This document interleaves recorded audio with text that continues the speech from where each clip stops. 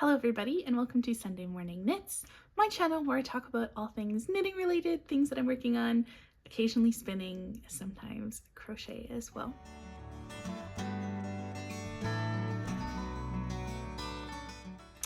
My name is Laura and today we're going to do a little bit of a different kind of episode. I wanted to do a summary of my 2024 knitting favorites. I've seen a couple of these and I really liked it. I've been very inspired by Amy of Knee Knits version of this. So yeah, these are my 2022 favorites. I'm sorry if you can see glare on my glasses. It's because I have my iPad up because that's where I took my notes for this. But yeah, let's get started. My 2024 favorites. So the first thing in my 2024 favorites is the needles category. This is going to be quite different from my historical opinion on needles. 2024 was the year where I kind of dove. 2024 was the year where I tried out metal needles. I have always been a wood needle girly. Always. Even growing up, it was always wood needles. And up until this year, wood needles. But this year, I discovered the magic of chow goose. I just adore them. I think they are the best needles out there. I use both the double pointed and the interchangeable. I have my double pointed chow goose right here for you today. They look just like normal metal double pointed needles, but they're so pointy and they're so light. These are my new favorite sock needles. And I have knit with so many different materials for sock needles. So many different types of metal needles too. Like I actually bought the Knit Picks nickel plated and tried those for a little while and didn't love them. Went back to wooden needles. These have my heart. They're so much lighter, so much pointier. It's just such a wonderful tactile experience knitting with them. And I feel the same way about the interchangeable chow goose as well. Now, I do not have a full set of chow goose interchangeable needles. The full set is quite expensive and I just couldn't afford that in 2024. So what I've done is I have just bought interchangeable needles in the sizes that I use most often. So I have like a US size 4, US size 6, the smaller ones. I almost never use the bigger sizes than that. And if I do, I have wooden needles for those situations. So I just bought the ones that I used most often, put them in a little case that I have, and I think that's been a really great way to go about it. I mean, I have of course bought needle sets in the past and had full sets of needles, and I still do. I have full sets of wooden needles, but there's so many sizes in there that you never use because every knitter has like a certain size of yarn that they really like to knit with, and mine is like fingering weight and DK, so I don't use the bigger sizes, and so I didn't see a point in buying them. I think going this route and just buying the sizes that I use really has saved me a lot of money, which is wonderful because knitting is a very expensive hobby, as we all know. So yeah, favorite needles of the year? Chow goose. They're so good. I highly recommend them. So the next category that I want to talk about is yarn. So this category I spent a lot of time thinking about, and I have two favorites and I want to share both of them. My first favorite is the Knit Picks Simply yarn. I knit my Ian sweater out of that this past year, and I had knit a sweater in it previously as well. I can't remember what sweater it was though. And I pretty much wore that sweater out because I loved the yarn so much. So it is 100% wool. It comes in about 8 shades. Historically there have been more, but I think they phased out a couple of the like twists. Or the ones that were marled. I think they have phased some of those out. So it's mostly just solid colors now. They're all natural colors, colors of the sheep. They don't dye them or anything like that. It's Ecotech certified, and there are 2 weights. There's an Aran weight and a worsted weight. I have knit with both and I absolutely adore both of them. I love the way this yarn wears. It does pill as wool does, but I found that after like one kind of major pilling session. It doesn't really pill too much after that.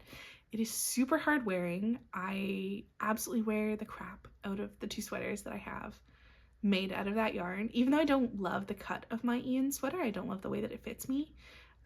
You can hear more about that in my 2024 Everything I Knit video. I love the yarn.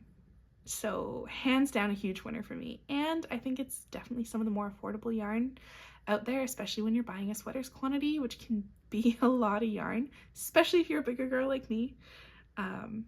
So yeah, hands down, my favorite yarn of 2024 for sweaters was the Knit Picks Simply.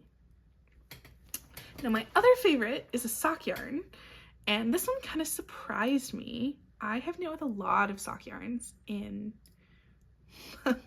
my extensive sock knitting career, and in 2024 the standout sock yarn that I knit with was Heritage by Cascade. I have Heritage by Cascade in a whole bunch of different colors, and I have knit a ton of socks with them. It is a wonderful yarn. It's very cost effective. I think the skeins for 100 grams are like $6-ish, compared to like a skein of hand dyed, which will be upper bounds of $20, almost $30, maybe slightly more. It is super soft and yet still quite sturdy. I think it's great for color work. I think it's great for lace and cables, even just plain socks. I knit my baseball socks out of that this year. I knit the toes and cuffs and heels on my Christmas socks out of this yarn. I've knit a ton with this yarn this year, and I think it's just absolutely wonderful. There is some nylon in here, so it is nice and hard wearing. I'm actually holding it double to make a shawl right now, and it's coming out wonderful.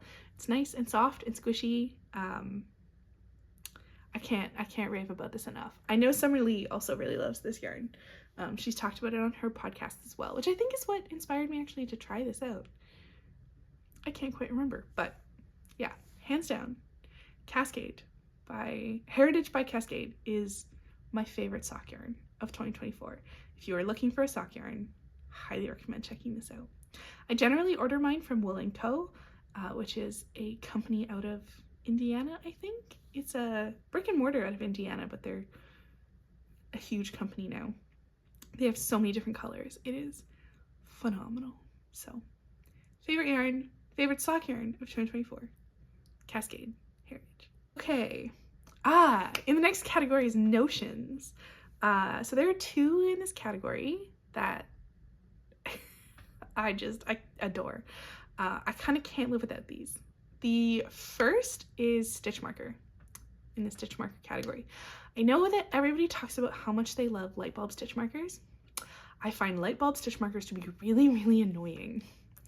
And the reason behind that is because I find they can often like shift over a stitch. Like if the end of the light bulb kind of like pokes through your stitch, it can like move around and throw things off, which I find extremely annoying. So I pretty much only use light bulb stitch markers for progress keeping rather than like actual stitch marking purposes. My favorite stitch markers of 2024 are the little round jump rings from Knit Picks. And I'm gonna put up a picture because I actually can't find my little tin of these at the moment, which is making me very sad, and I need to buy more. But I love these so much. I think they're the perfect size for my needles. I again knit with fairly small knitting needles because I'm generally knitting with fingering weight or DK weight. I love the gold. I think that goes really well with the colors that I like to knit with personally. It's very cost effective. You get a ton. I think it's like $2-ish for this set of stitch markers, which is lovely. I have a lot of beautiful, very expensive stitch markers. I'm always scared to lose them. I lose these ones a lot, but again, they're quite cheap, so I'm not super worried about it. And they come in this really lovely either a little pouch or you can get them in a little tin. They have both options, I think, still. So I highly recommend these.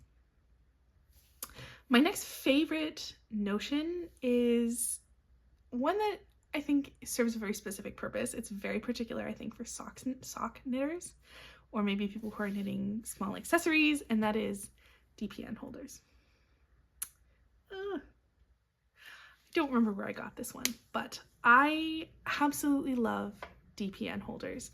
I have them on all of my little projects. I have them kind of all over the house, all over the place.